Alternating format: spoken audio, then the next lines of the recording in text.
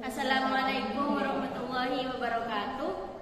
Saya Limatul Zahra akan melanjutkan presentasi dari kelompok 4 tentang pertanggungan asuransi. Oke, langsung saja ya pada poin yang pertama, yaitu pengertian asuransi.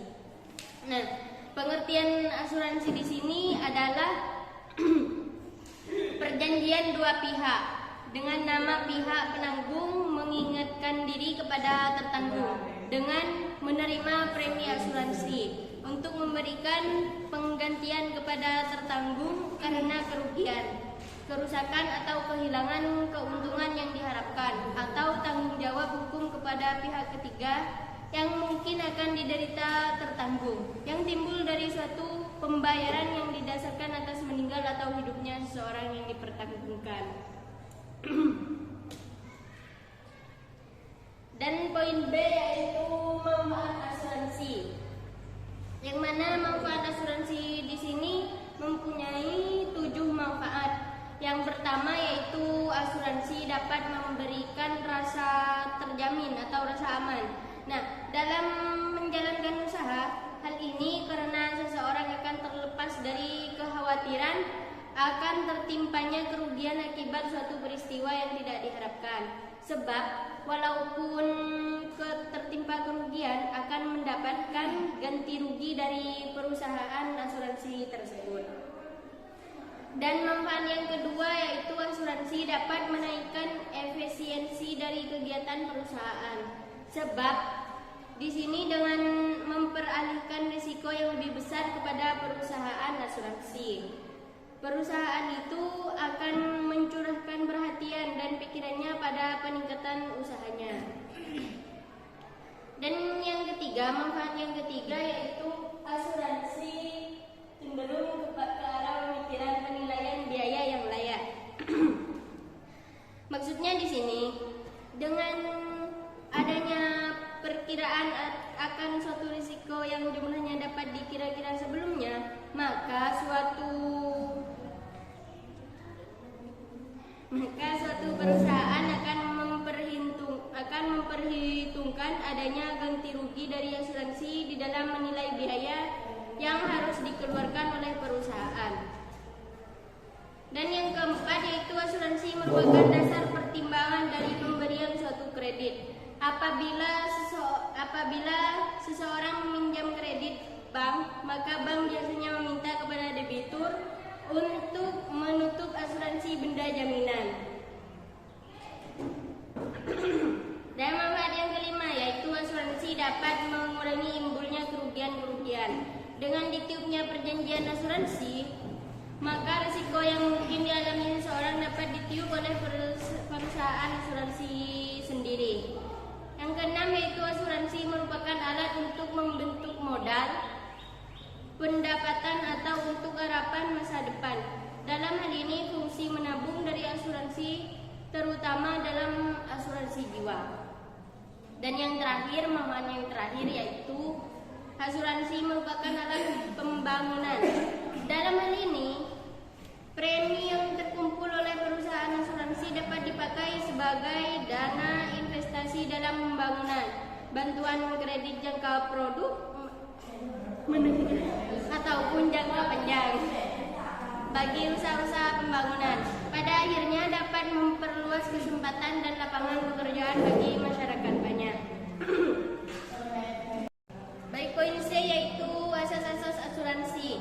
Yang mana dalam asas-asas asuransi ini ada 3 macam, yaitu asas indemnitas, asas kepentingan yang dapat diasuransikan, dan yang ketiga yaitu asas itikat baik atau asas kejujuran. Nah, asas indemnitas di sini adalah suatu asas utama dalam perjanjian asuransi karena merupakan asas yang mendesain mekanisme kerja dan memberi arah serta tujuan dari perjanjian asuransi itu sendiri. Nah, perjanjian asuransi ini mempunyai tujuan utama dan spesifik untuk memberi suatu ganti kerugian kepada pihak tertanggung oleh pihak penanggung. Dan yang kedua, asas kepentingan yang dapat diasuransikan ini menurut asas yang ditutupnya perjanjian asuransi kepentingan terhadap barang yang dipertanggungjawabkan. Maksudnya di sini adalah bahwa pihak tertanggung mempunyai ketertiban sedemikian rupa dengan akibat dari suatu peristiwa yang belum pasti terjadi, dan yang bersangkutan menjadi menderita kerugian. Dan yang terakhir yaitu asas itikat baik atau asas kejujuran yang sempurna. Nah, asas itikat baik ini harus dilaksanakan pada setiap perjanjian, yakni pada ketentuan pasal 1338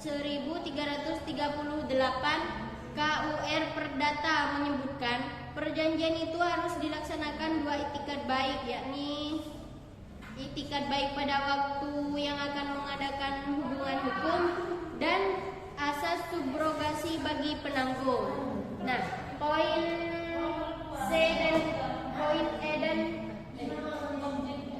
D dan E akan dijelaskan langsung oleh pemateri yang kedua. Baik, saya Fira Al-Fajana Rahmansyah akan melanjutkan presentasi dari pemateri pertama. Langsung saja poin selanjutnya yaitu adalah tentang jenis-jenis asuransi di Indonesia. Asuransi yang terdapat di negara kita yakni Indonesia memiliki 5 macam jenis asuransi, di mana asuransi jiwa, asuransi kesehatan, asuransi pendidikan, asuransi kendaraan, dan juga asuransi kecelakaan. Di sini asuransi jiwa itu adalah asuransi sejenis yang memberikan keuntungan finansial ketika kematian datang dan sebagainya. Asuransi yang kedua adalah asuransi kesehatan, di mana asuransi ini paling populer di kalangan asuransi yang lain karena asuransi ini menangani masalah kesehatan, biaya pengobatan dari proses perawatan hingga sembuh. Yang ketiga asuransi pendidikan. Di sini asuransi yang ditawarkan pada asuransi pendidikan ini ada 2 asuransi yang digunakan. Di antaranya adalah asuransi dwiguna dan asuransi unit link. Asuransi dwiguna di sini merupakan produk gabungan antara proteksi yang dikombinasikan dengan instrumen pasar seperti deposito dan lain sebagainya. Asuransi jenis ini akan melindungi biaya pendidikan anak. Yang keempat, asuransi kendaraan. Asuransi jenis ini memberikan perlindungan dan rasa tenang akan finansial jika dihadapkan dengan risiko kerusakan pada kendaraan. Sedangkan asuransi yang kelima adalah asuransi kecelakaan. Di sini asuransi ini bisa membantu orang apabila pekerjaannya rawan risiko kecelakaan, maka Anda sangat membutuhkan asuransi ini. Poin selanjutnya adalah tentang asuransi syariah. Asuransi syariah adalah usaha saling melindungi dan tolong-menolong sejumlah orang atau pihak melalui investasi dalam bentuk aset atau tabarru yang memberikan pola pengembalian untuk menghadapi resiko melalui akad yang sesuai dengan syariah. Dan juga yang poin selanjutnya adalah prinsip-prinsip dasar asuransi syariah. Di sini ada 4 prinsip dasar asuransi syariah. Di antaranya adalah 1, harus dibangun atas dasar ta'awun. Yang kedua, asuransi syariah tidak bersifat mu'awaduh. Dan yang ketiga adalah tabarru sama dengan hibah, oleh karena itu haram ditarik kembali. Dan yang keempat, setiap anggota yang menyetor uangnya sesuai dengan jumlah yang ditentukan.